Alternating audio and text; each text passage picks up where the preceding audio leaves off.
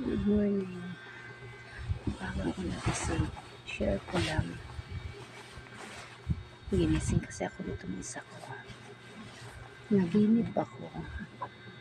Ngayon lang ako nakapanaginip na hindi ko nakalimutan.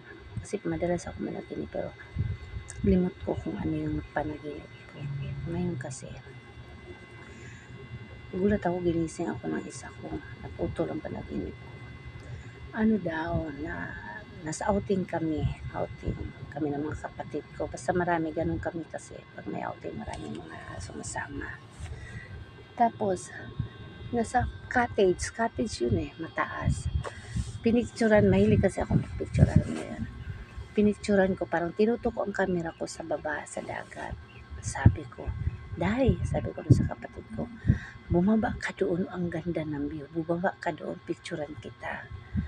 Tapos habang nakatutok ang cellphone ko, ang camera ko, nagpormang babae. Ganda. Yung maya lang, kinabutan ako. Sa panaginip ko to punong babae, tapos parang nakangiti. Ngumiti sa akin. Edi, natakot ako. Inalis ko doon yung camera ko. Hindi ko na pinababa kasi napansin nga din ng kapatid ko na sabi nga ano ba yung ang ganda talaga ang ganda ng forma, ang ganda pagka-blue ng dagat.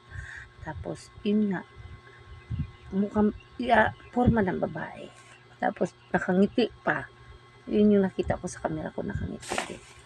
Inalis ko na, hindi na bumaba ang kapatid ko. Kwentuhan na kami. Maya, pagtingin ko sa camera ko, may nahagip, may mga nakukuha na hindi ko sadyang kinuhanan. Parang may mga nahagip. Sa camera ko may mga nahagip. Parang ano siya, alam niyo yung, para siyang lantern na pag ganyan, and then pabilog siya. Ganun ang nahahagip sa camera ko. Tapos maya lang, magpipicture na kami ng mga kapatid ko, mga pinsang ko. Sa outing kasi yun hindi ko matanda kung anong outing doon sa panaginip ko. Basta nandun mga pinsang ko, marami. Ngayon, may nahagip na naman kasi magpicture kami. O ayan na naman ate, lumilipad siya na parang lantern nga, parang ganun. Paglingon kong ganyan, ba yan? Sabi ko. Tapos, tumingin ako dun sa baba. Kasi sa bintana, pagtingin ko sa baba, may babae. Alam mo yung babae na medyo bilugan ang mukha. Hanggang dito ang nakapatong sa balikat ang buhok.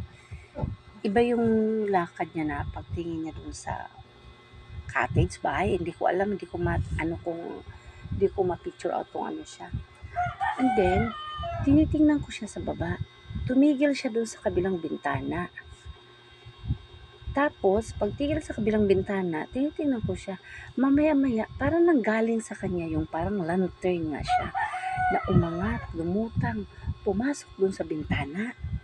Kilabutan ako talaga sa panaginip ko. Tapos, hindi ako parang gusto kong malaman kung ano yun. Hindi tumakbo kaagad ako. Hinuli ko ngayong lantern. Hawak-hawak ko siya. Sabi ko, sino ka? Anong kailangan mo sa akin? Sabi ko gano'n sa panaginip ko yun Anong kailangan mo sa akin? Sino ka? Pero sa panaginip ko, halos hindi ko mabigkas, hindi ako makapagsalita. Hindi ko mabigkas, ano ka? Tapos, alam mo kung anong nasanon ko, sabi ko gano'n, nabigkas ko talaga na sa pangalan ni Jesus, layuan mo ako, lumayas ka, amen. Sa pangalan ni Jesus, lumayas ka, layuan mo ako, amen. Sa pangalan ni Jesus, layuan mo ako, amen. Talagang nabigkas ko talaga yung gano'n. Pangatlo kong gano'n ng amen, ginising ako ng isa ko, sabi ko, ma, sabi niya, ma, gulat ako, sabi niya, na paano ka? Naputol na yung panaginip ko. Sabi ko, bakit kaya ganun? Pero feeling ko kasi talaga, merong something na sa araw-araw ng ko. Kaya, bago ako malis, nagpo-pray talaga ako. Lord, tara na, samahan mo ako.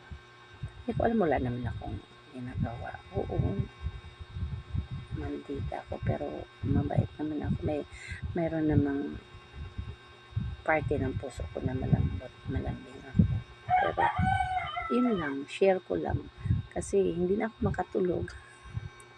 Ang aga pa.